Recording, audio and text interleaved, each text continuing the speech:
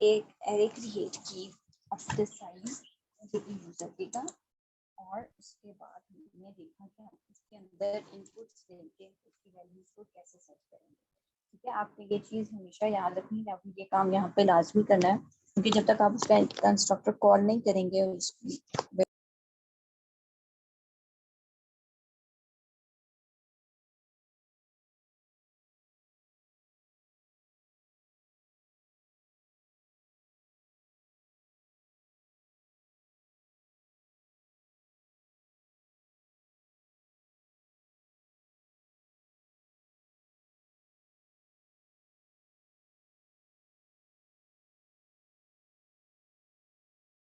Ma'am आपकी आवाज नहीं आ रही।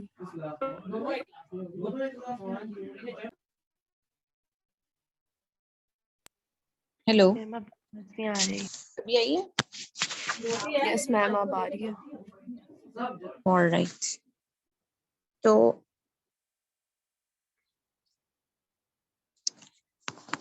ठीक है जी, हमने साइज की एरे क्रिएट कर दी और उसके अंदर यूजर से वैल्यूज भी ले ली हमने। ठीक है, आपने ये लाइन लाजमी लिखनी है, अगर आप ये नहीं लिखोगे तो आपको एरर आएगा। मैं बता भी देती हूँ किस तरीके से आएगा। ठीक है, सो अब मैंने इन वैल्यूज को एंटर भी करवा दिया, तो ऑब्वियसली मैंने नेक्स्ट काम ये करना है कि मैंने इनको प्रिंट करवाना है। ठीक है, तो प्रिंट आई इक्वल्स टू 0, उसी तरह से हम लूप लगाएंगे। ठीक है, नेक्स्ट तक लूप लगेगा और फिर हम इसकी वैल्यूज को करवाएंगे। ठीक है, यहाँ पे हम फिर ऑब्वियसली इंडेक्स वाइज उसको करेंगे, क्योंकि हर इंडेक्स के ऊपर एक स्टूडेंट का ऑब्जेक्ट पड़ा है, उस स्टूडेंट के ऑब्जेक्ट की सारी वैल्यूज को प्रिंट करवाना है, तो हम इसलिए इंडेक्स वाइज ये जो शो का मेथड हमने लिखा है अपनी क्लास में हम वो करते हैं। ठीक है, इसके अलावा आपने इसको मजीद से जानना समझना है तो आप यहाँ पे समझा सकते हैं। ठीक है,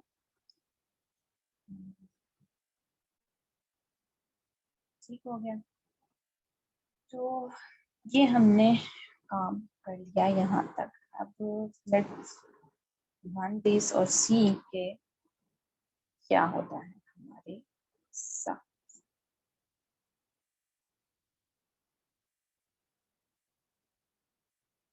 तो मुझे कह रहे हैं कि साइज ऑफ एरे एंटर करें, मैंने 3 एंटर कर दिया, enter SAP ID, enter name मुझे यहाँ पे अक्सर का नजर आ रहा है, और उसके बाद उसने मुझे दे दी null pointer exception.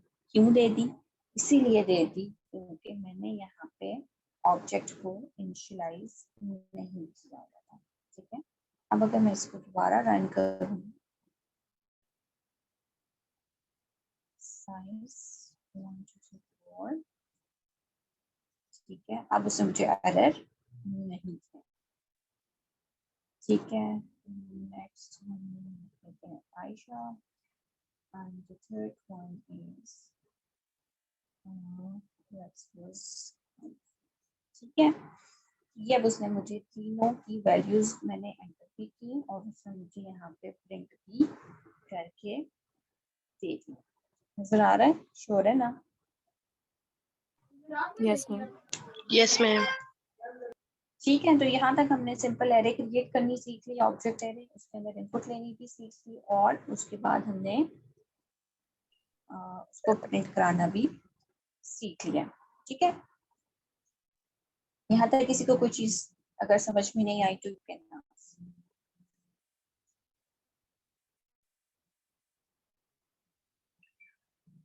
Everything is clear so far?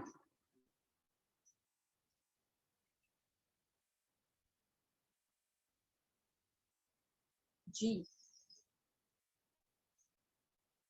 I think everything is clear ना, क्या समझ नहीं है कि हुआ क्या।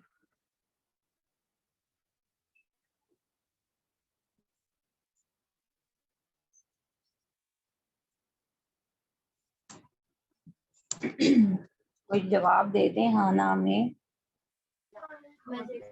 Yes ma'am. समझ आ गई है? Yes ma'am. यस मैम आ गई है।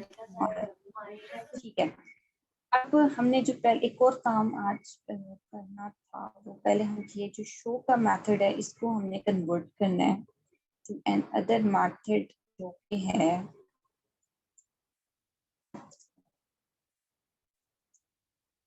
दिस। ये क्या करता है, this is an other method, ठीक है, जो कि हम ऑब्जेक्ट ओरिएंटेड प्रोग्रामिंग में जावा के अंदर यूज करते हैं, which converts your object into an string. The reason is कि फॉर एग्जाम्पल अभी तक हम देख रहे थे कि हमने जब भी आउटपुट लिखनी होती है तो हम इसी तरीके से इसके अंदर सिस्टम डॉट आउट के अंदर कोई भी वेरिएबल का नाम लिखते हैं तो उसकी वैल्यू प्रिंट हो जाती है। व्हाट इफ कि अगर मैं इसी तरह से यहाँ पे अब एस एट आई शो कॉल करने की बजाय माई रिक्वायरमेंट इज कि मैं यहाँ पे simple system dot println लिखूँ और उसके अंदर अपना जो मेरा ऑब्जेक्ट है मैं डायरेक्ट उसको प्रिंट करूँ, ठीक है। लेकिन जो यहाँ पे प्रॉब्लम है वो ये है कि मेरा ऑब्जेक्ट तो एक वेरिएबल नहीं है, इसके अंदर मल्टीपल डेटा मेंबर्स हैं और उन मल्टीपल डेटा मेंबर्स की वैल्यूज को भी हम चाहते हैं कि वो एक ही इस लाइन पे लिखने पे मुझे प्रिंट करके दे दे, ठीक है। तो मुझे पता है कि ये जो system dot out println है ये यहाँ पे अपने अंदर एक स्ट्रिंग को लेता है फॉर दी इनपुट। यहाँ पे हम जो कुछ भी लिखते हैं उसको वो एज अ स्ट्रिंग करता है, चाहे उसकी टाइप जो भी। लेकिन क्योंकि मैं अभी यहाँ पे ये जो इसको एस पास कर रही हूँ, इसको एक मेरा ऑब्जेक्ट बना रही हूँ, ठीक है। इस ऑब्जेक्ट को यहाँ पे प्रिंट करवाने के लिए मुझे पहले ऑब्जेक्ट को कन्वर्ट करना पड़ेगा स्ट्रिंग में, ठीक है, ताकि वो मुझे यहाँ पे एज अ स्ट्रिंग रिसीव हो या उसको मैं प्रिंट करा सकूँ। तो उसके लिए हम यहाँ अपनी क्लास के अंदर एक स्ट्रिंग का मेथड लिखते हैं जो कि आपके ऑब्जेक्ट को कन्वर्ट कर देता है इन द स्ट्रिंग, ठीक है। इसकी चूंकि रिटर्न टाइप स्ट्रिंग है तो इसका मतलब है कि ये मुझे यहाँ पे एक स्ट्रिंग ही रिटर्न करेगा। तो मैं यहाँ स्ट्रिंग कोई भी नाम दे लूँ, ठीक है, और इसमें मैं कहती हूँ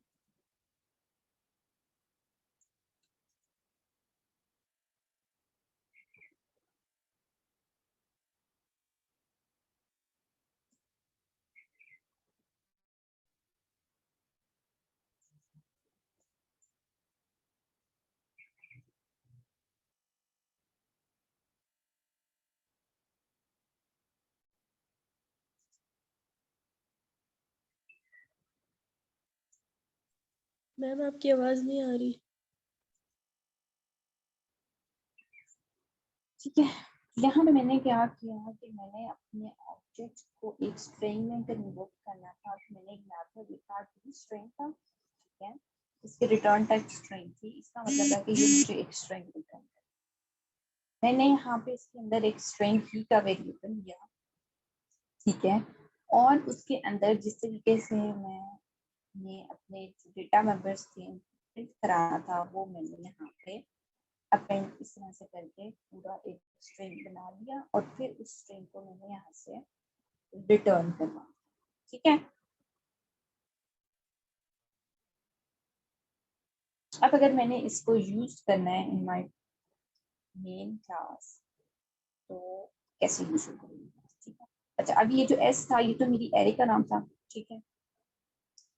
तो पहले हम सिंपल एक ऑब्जेक्ट को प्रिंट करा के देखते हैं इसके साथ और फिर हम देखेंगे कि हमने अगर एरे को इसके साथ प्रिंट करवाना है तो हम उसको कैसे प्रिंट करवाएंगे, ठीक है।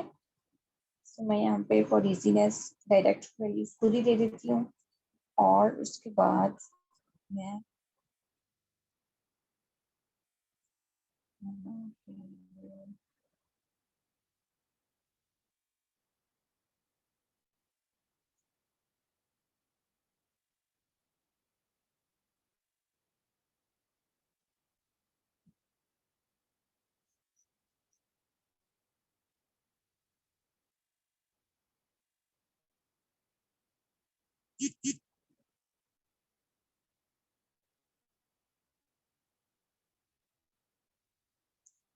पहले हम ये देखते हैं, ठीक है। और इसको मैं करते हैं, let's run this और see के क्या होता है।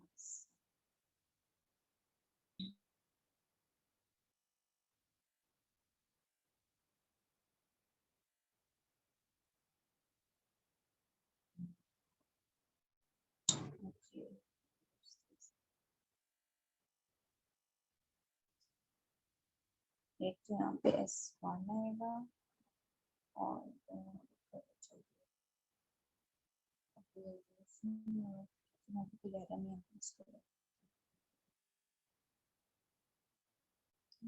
ये मैसेज से ले लिया। और यहाँ पे आप देख रहे हो कि उसने मुझे बिल्कुल उसी तरह वैल्यूज प्रिंट करके दी हैं जैसे मैंने अपनी क्लास के अंदर टोस्ट्रिंग के मेथड में लिखी हुई है, ठीक है। तो अब आप देखेंगे मेरा काम कितना आसान हो गया है कि मैंने सिंपल यहाँ पे S1 लिखा है और उसने उसके जितने भी डेटा मेंबर्स होंगे उनको एक ही लाइन के अंदर मुझे प्रिंट करा के दे दिया है, ठीक है।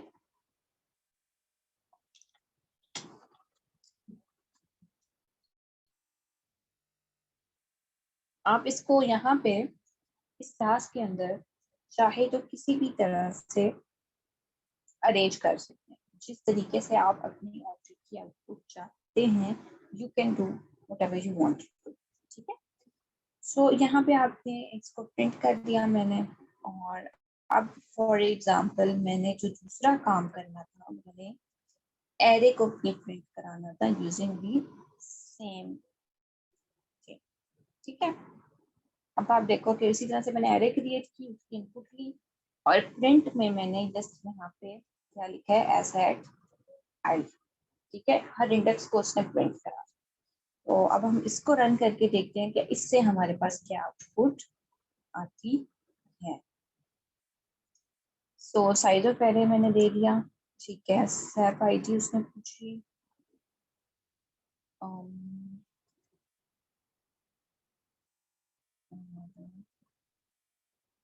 इसका नाम क्या रखें,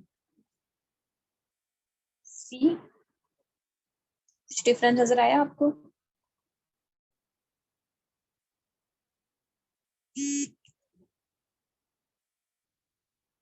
जी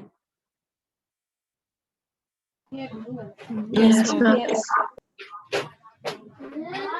पे ऐसे ही वैल्यूज प्रिंट जैसे मैंने यहाँ पे, ठीक है। मैंने चूंकि यहाँ पे बैक स्लैश n लगा दिया था तो इसलिए इसने नेम को वो अगली लाइन पे ले गया। अगर मैं इसको यहाँ से हटा दूँ तो ऑब्वियसली मुझे एक ही लाइन के अंदर शो करेगा, ठीक है।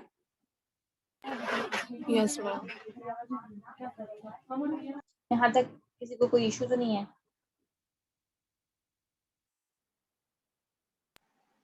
तो मैम हम सिंपली जो हमारा वेरिएबल है उसका नाम लिखेंगे तो वो आ जाएगा इस पब्लिक स्ट्रिंग पे।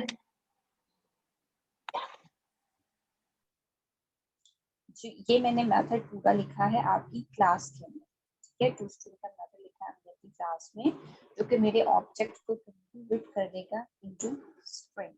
अब इसको यूज करूंगी मैं यहाँ पे, ठीक है। अब देखो ना एक रिटर्न टाइप का फंक्शन बन गया, ठीक है, जो एक स्ट्रिंग रिटर्न कर रहा है। तो आप चाहें आप उसको वैसे तो हम कॉल करते हैं वेरिएबल के थ्रू, या आप इसी तरह से उसको सी आउट में डायरेक्ट लिख देते हो, ऐसे ही है। तो अब हमें यहाँ पे एक तो ये देखना है आपने कि हमें एक्सप्लिसिटली डॉट टू स्ट्रिंग का मेथड कॉल भी नहीं किया और यहाँ पे आपने डायरेक्ट जस्ट अपना ऑब्जेक्ट का जो नाम था वो लिखा, तो वो मुझे उसकी वैल्यूज को प्रिंट करके दे रहा है, ठीक है। वो इम्प्लिसिटली इसको खुद ही कॉल कर देता है। जैसे हमने अपने डिफॉल्ट कंस्ट्रक्टर के बारे में बात की थी, अगर हमने अपनी क्लास के अंदर डिफॉल्ट कंस्ट्रक्टर नहीं बनाया हुआ तो आपका जो कंपाइलर है उसको ऑटोमेटिकली जनरेट करके तो कॉल कर लेता है, ठीक है। इसी तरह जब हमने अपनी क्लास के अंदर टू स्ट्रिंग का मेथड लिख दिया और हमने जब उसको यहाँ ऑब्जेक्ट को अपनी प्रिंट स्ट्रिंग यानी कि ये प्रिंट एलन के अंदर लिख दिया तो उसको पता है कि अब मैंने ऑटोमेटिकली ये जो क्लास है इसके अंदर टू स्ट्रिंग का मेथड है इसको कॉल करना है, ठीक है। तो उसने उसी को कॉल किया और जो वैल्यूज आपने जिस तरह से दी थी उसने वहां पे आपको प्रिंट करा के दी, तंग तो नहीं हो रहा? ठीक है। ठीक है जी। यस मैम, आ जाएगी। और तो यहाँ तक हमने ऑब्जेक्ट एरे बनाना सीख ली, ऑब्जेक्ट एरे के अंदर इनपुट लेना सीख ली, उसको प्रिंट कराना सीख लिया। हमने ये भी सीख लिया कि अगर हमने ऑब्जेक्ट को एक ही गो में प्रिंट करवाना है, उसके लिए हम एक और स्पेशल मेथड लिखते हैं अपनी क्लास में, जिसको हम कहते हैं टोस्ट्रिंग, जो कि हमारे ऑब्जेक्ट को कन्वर्ट कर देते हैं इनटू अ स्ट्रिंग। ठीक है, और उससे फिर हम उसको प्रिंट करते हैं। ठीक हो गया यहाँ तक?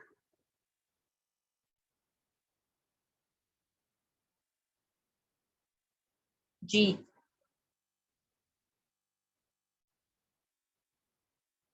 Hello. Yes ma'am. Yes ma'am. Yes ma'am.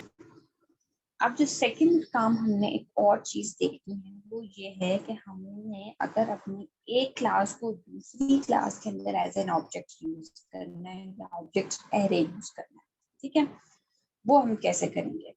वो बिल्कुल हम वो भी कर सकते हैं कि जैसे फॉर एग्जांपल हम ये स्टूडेंट है, ठीक है, और मेरे पास एक डिपार्टमेंट की क्लास है, तो अगर हम देखें तो हर स्टूडेंट का एक डिपार्टमेंट होगा, ऐसे ही है। आप सब जितने भी स्टूडेंट्स हैं, आप सब एक डिपार्टमेंट से बिलोंग करते हैं। Yes ma'am. Yes ma'am. अच्छा, अब इसी तरह एक डिपार्टमेंट के अंदर एक स्टूडेंट तो नहीं होगा, उसके अंदर मल्टीपल नंबर ऑफ स्टूडेंट्स होंगे। Yes ma'am. ठीक है, तो अगर मेरे पास एक डिपार्टमेंट की क्लास है और मैं चाहती हूँ कि उसके अंदर मल्टीपल स्टूडेंट्स का डेटा सेव हो, तो उसके लिए मुझे क्या करना पड़ेगा?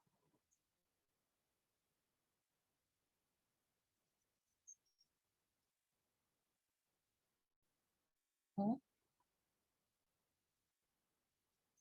एरे यूज करेंगे मैम, एरे बनाएंगे। तो फिर मुझे डिपार्टमेंट के अंदर एक स्टूडेंट टाइप की एरे बनानी पड़ेगी।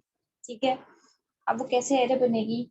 ऐसे बनेगी कि पहले हम यहाँ पे इसी के अंदर एक नई डिपार्टमेंट की क्लास क्रिएट करते हैं। ठीक है, इसी तरह इसके ऊपर राइट क्लिक करके जावा क्लास, और उसका नाम है यहाँ पे डिपार्टमेंट रख देते हैं। ठीक है, और इसके बाद इस डिपार्टमेंट की क्लास के अंदर हम बना लेते हैं अपनी स्टूडेंट की। ठीक है, एक डिपार्टमेंट का नाम रख लिया और दूसरा हम कर देते हैं स्टूडेंट। ठीक है, ये मैंने इसके अंदर एक एरे को डिक्लेयर कर दिया। बाकी सारे काम हमें वैसे ही करने पड़ेंगे, हम जैसे क्लास के अंदर करते थे। सबसे पहला काम हमें यहाँ पे क्या करना है, इसका क्या बनाएंगे हम? कंस्ट्रक्टर। बिल्कुल, कंस्ट्रक्टर बनाएंगे। तो डिफॉल्ट कंस्ट्रक्टर बनाया मैंने। ठीक है, और इसके अंदर हम नेम कर देते हैं नल, और S is equal to student. ठीक,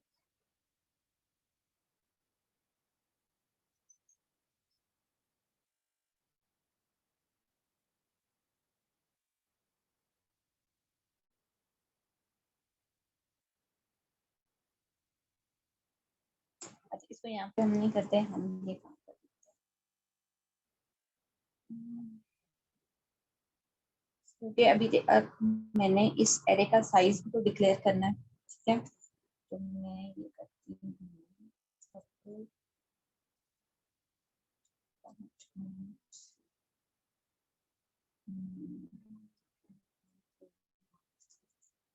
डेटा हम ले लेते हैं साइज का, और यहाँ पे हम पास करते हैं स्टूडेंट नेम इन साइज, और उसके बाद हम यहाँ पे करेंगे नेम। ठीक है, और अब मैंने इस जो स्टूडेंट की एरे है इसको करना है स्टूडेंट, इसके अंदर मैंने साइज पास कर दिया, और this साइज को भी साइज के इक्वल कर दिया। ठीक है, तो ये मैंने कंस्ट्रक्टर्स बना दिए, एक पैरामीटराइज कंस्ट्रक्टर बनाया, उसके अंदर नेम की वैल्यू सेट कर दी और स्टूडेंट की जो मैंने एरे क्रिएट की थी उसको मैंने यहाँ पे क्या कर दिया है, साइज दे दिया। ठीक है, और इस तरह से हम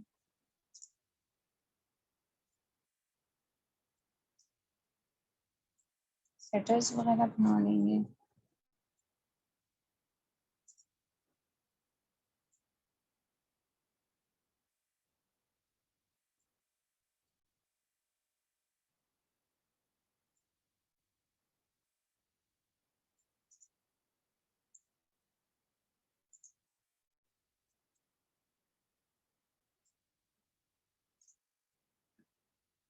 ठीक है, तो मैंने अभी सिर्फ नेम के लिए बनाया। अब सवाल मेरा ये है कि अब मेरी ये जो स्टूडेंट की एरे है, आपको क्या लगता है इसकी हम बेटर सेटर्स बनाएंगे और कैसे बनाएंगे?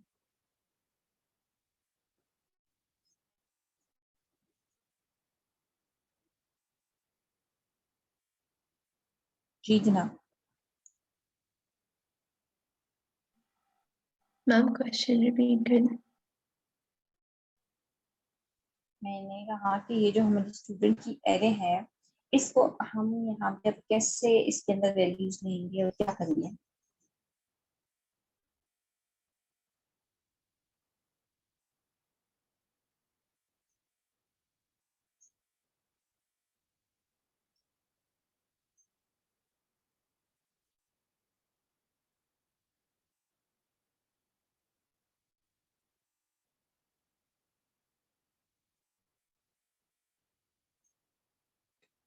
No idea.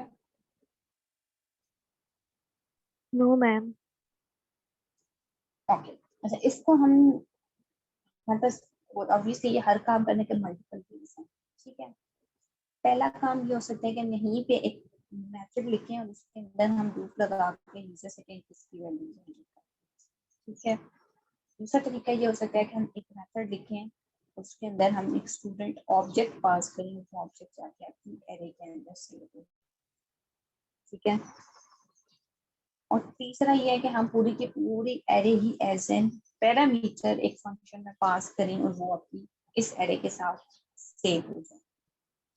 ठीक है, तो तीनों तरीके से हम काम कर सकते हैं, लेकिन अभी चूंकि मैंने जिस तरीके से आपको लैब के अंदर करवा रही जो टास्क दिया हुआ है उसे रेलेवेंट भी काम आपको करवाती हूँ। ठीक है, उसके लिए हम यहाँ पे एक मेथड लिखते हैं।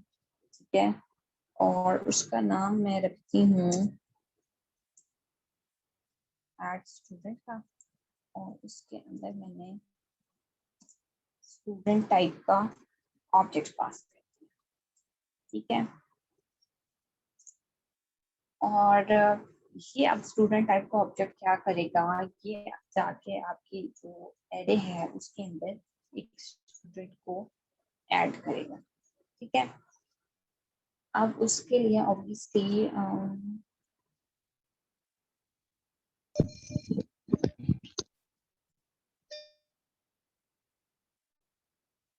मुझे यहाँ पे कुछ एक वेरिएबल चाहिए जो कि मेरी एरे को इंडेक्सेस को हैंडल करेगा। साइज तो मुझे एरे दे देगा उतने साइज की जिस जो भी यूजर एंटर करेगा या जो साइज की एरे बन जाएगी। ठीक है, और अभी तक मेरी जो एरे है उसके अंदर कोई वैल्यू नहीं पड़ी। ठीक है, अब लेट्स सपोज मैंने किसी इंडेक्स पे ही वैल्यू रखनी है, मैं यहाँ पे हार्ड कोड तो नहीं कर सकती कि मैं यहाँ पे ये लिख दूँ कि मेरी एरे का नाम भी मैंने ऐसे ही रखा हुआ है। और तो यहाँ पे हम इसका नाम चेंज कर देते हैं। ठीक है, तो मैं ये करती हूँ ऐसा 0 is equal to new student और फिर s at 0 equal to student। ठीक है, अगर मैं ये करती हूँ तो आप देखो कि हर दफा जब भी ये एड स्टूडेंट का मेथड कॉल होगा तो वो तो फिर 0 पे हमेशा वैल्यू इंसर्ट करेगा ना, नेक्स्ट इंडेक्स पे तो जाएगा ही नहीं, ऐसे ही होगा। Yes, ma'am. है ना। तो इसका मतलब है कि मुझे यहाँ पे भी कुछ ऐसी चीज चाहिए कि वो हर दफा जब आर्ट स्टूडेंट का मेथड कॉल लो तो वो उसको नेक्स्ट इंडेक्स पे लेके जाए, एक ही इंडेक्स के ऊपर ना रखें। उसके लिए हम कोई एक वेरिएबल ले सकते हैं काउंट का, जो कि हमारी इंडेक्सेस को हैंडल करेगा। ठीक है, तो मैं यहाँ पे काउंट ले रही हूँ और उसको मैं यहीं पे इनिशियलाइज कर रही हूँ विद 0। ठीक है, और अब मैं यहाँ पे ये कर सकती हूँ कि मैं यहाँ पे ये करूँ। ठीक है, और उसके बाद ये कर दूँ, एंड देन थर्ड काम में ये कर। अब क्या होगा इससे,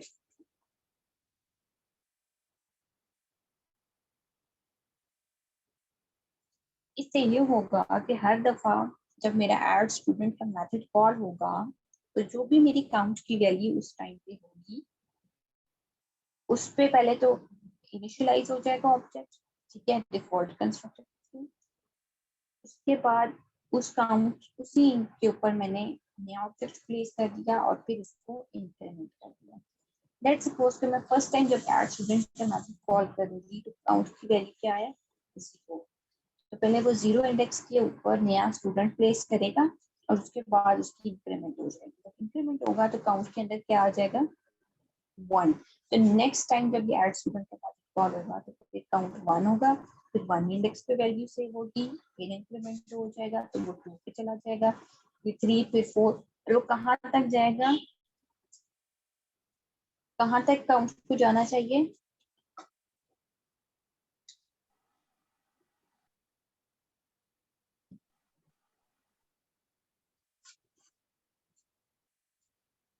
जी कहाँ तक जाना चाहिए काउंट को, जितना साइज है उतना। जितना साइज है उतना। उसके लिए मेरा ख्याल है कि यहाँ पे तो हमने इस तरह का कुछ किया हुई नहीं है, वो तो हर दफा इसको इंक्रीमेंट ही करता जाएगा। तो हमें यहाँ पे एक क्या लगानी पड़ेगी, कंडीशन कि if count is less than size है तो ये काम। ठीक है,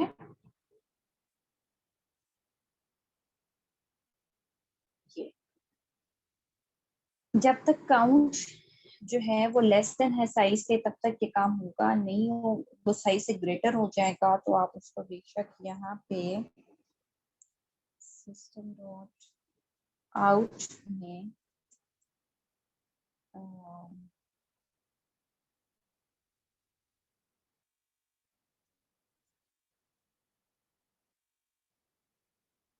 हम कह देते हैं कि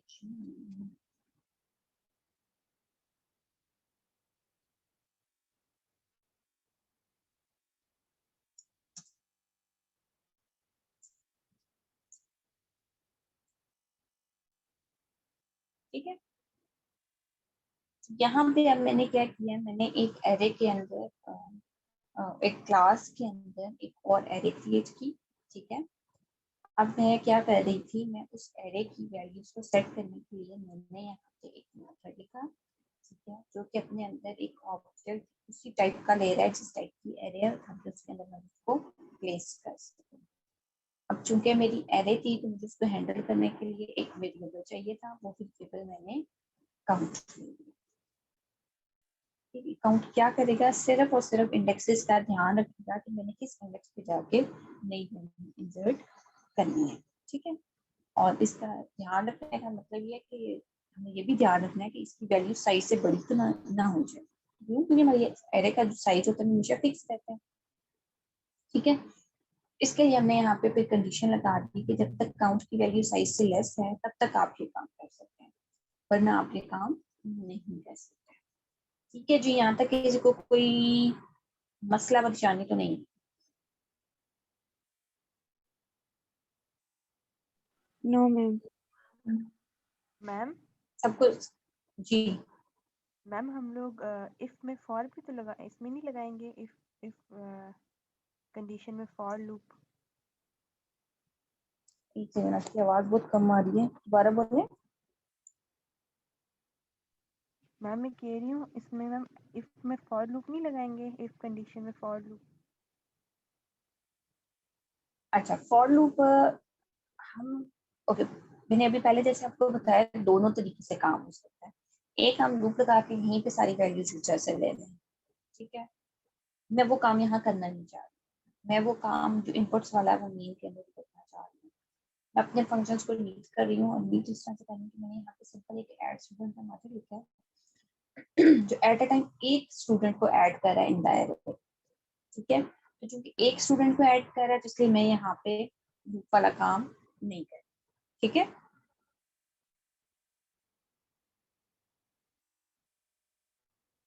हम वो काम भी कर सकते मैम हैं, दैट कैन आल्सो। हाँ तो जो जावा का मतलब जावा में जो हम लोग इफ और फॉर लूप लगाते हैं वो नेटबीन्स में सी प्लस प्लस का सेम ही होता है ना? जी जी,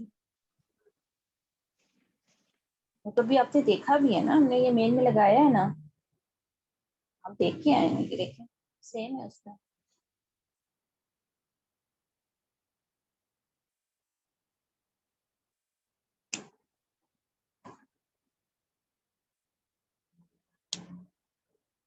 ठीक है। अच्छा, तो ये मैंने डिपार्टमेंट की क्लास में एक मेथड लिखी है। अब मैं क्या चाह रही हूँ कि मैं इसको एरेस को जो एरे है मेरी इसको प्रिंट भी कराना है मैंने, ठीक है। तो उसके लिए मुझे एक और मेथड यहाँ पे लिखना पड़ेगा, ठीक है। अच्छा, अब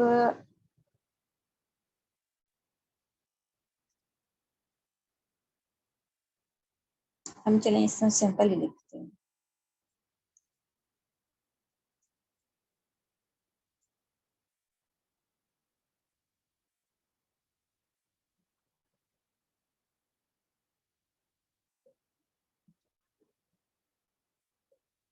और मैं यहाँ पे लगा देती हूँ।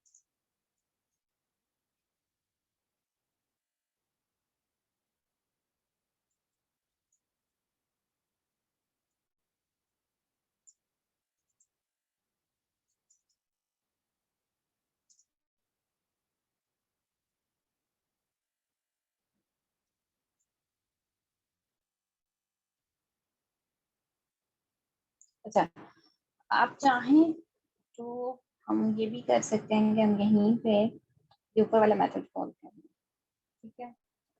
चाहें तो अलग कर लें, दोनों तरीके से काम हो सकता है।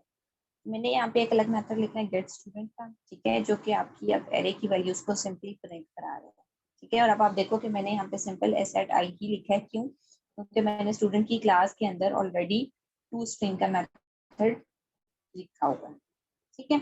और अब यहाँ पे फिर मैंने यहाँ पे जो टू स्ट्रिंग का मेथड लिखा है, अब मैंने उसकी चूंकि एरे है तो एरे के लिए फिर मुझे यहाँ पे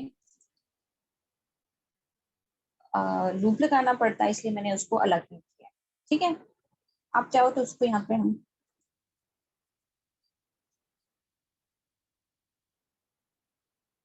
कॉल कर देते हैं। अब देखते हैं कि इस सारे की खिचड़ी के बाद हमारा काम कहाँ तक पहुंचा। मैंने एक डिपार्टमेंट की क्लास बनाई, ठीक है, उसके अंदर दो डेटा मेंबर्स मैंने रखे हैं, एक उसका नेम रखा और एक स्टूडेंट टाइप की एरे रखी है, ठीक है। कंस्ट्रक्टर बनाई मैंने, एक डिफॉल्ट कंस्ट्रक्टर बनाया, एक पैरामीटराइज कंस्ट्रक्टर बनाया, और पैरामीटराइज कंस्ट्रक्टर के अंदर मैंने एक साइज का वेरिएबल पास किया, क्यों पास किया? क्योंकि मुझे अपनी एरे का कोई ना कोई साइज भी तो देना था। ठीक है, मैंने वो यहाँ पे पास कर दिया, एरे को मैंने साइज दे दिया। उसके बाद मैंने नेम के लिए सेटर और गेटर बना दिए, और एरे के लिए मैंने ये किया कि मैंने ऐड स्टूडेंट का मेथड लिखा जो कि मेरी अब एरे के अंदर वैल्यूज को ऐड करे। ठीक है, और चूंकि मुझे पता है कि मेरी एरे जो है उसकी टाइप क्या है, स्टूडेंट है, इसलिए मैंने उसके अंदर स्टूडेंट टाइप का ऑब्जेक्ट पास किया इन द पैरामीटर। फिर मैंने एरे को हैंडल करना था और मुझे चाहिए था कि हर इंडेक्स पे वैल्यू इंसर्ट हो। उसके लिए मैंने एक काउंट का वेरिएबल लिया जो कि हर दफा जब उस एक एरे के अंदर ऑब्जेक्ट एंटर हो जाएगा या ऐड हो जाएगा, उसकी वैल्यू एक इंडेक्स एक से इंक्रीमेंट हो जाए। ठीक है, उसमें +1 हो जाए। वो मैंने यहाँ पे ये काम किया। उसके बाद मैंने अब अपनी एरे को प्रिंट भी कराना था, तो उसके लिए मैंने यहाँ पे ये लिखा। ठीक है, और उसके अंदर सिंपली लूप लगा के मैंने अपनी एरे को प्रिंट करा दिया। आखिरी काम मैंने ये किया कि मैंने इसके अंदर टोस्ट्रिंग का मेथड लिखा है जो कि एक ऑब्वियसली मेरे ऑब्जेक्ट को स्ट्रिंग में कन्वर्ट कर देगा, लेकिन क्योंकि मेरी इस क्लास के अंदर एक एरे भी मौजूद थी, उसको मैं यहाँ डायरेक्ट स्ट्रिंग में तो नहीं लिख सकती थी इस तरह से, क्योंकि वो मुझे एरर देता। इसलिए मैंने यहाँ पे उसको अलग से मेथड को कॉल कर दिया। ठीक है, अब मैं अगर मेन में जाऊँ और मेन में जाके मैं यहाँ पे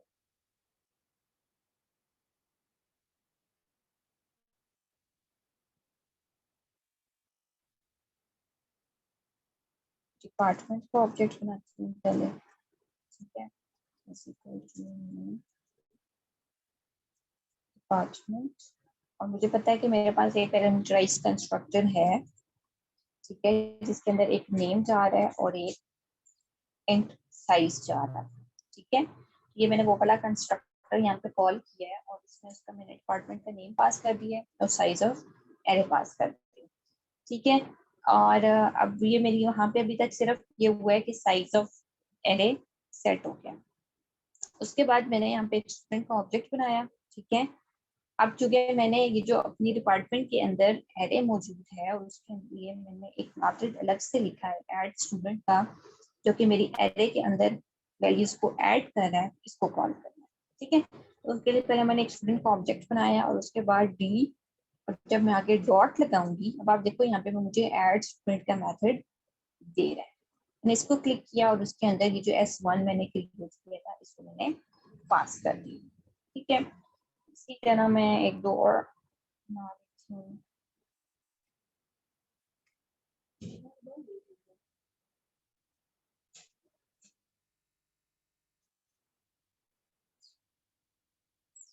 ठीक है, और अब इसको भी चूंकि मैंने ऐड करना है तो मैं इसी तरह ऐड स्टूडेंट और उसके अंदर S2 मैंने पास कर दिया। ठीक है, यहाँ तक। अब इसको मैंने अगर कराना है प्रिंट, तो मैंने यहाँ पे ये लिख दिया। ठीक है,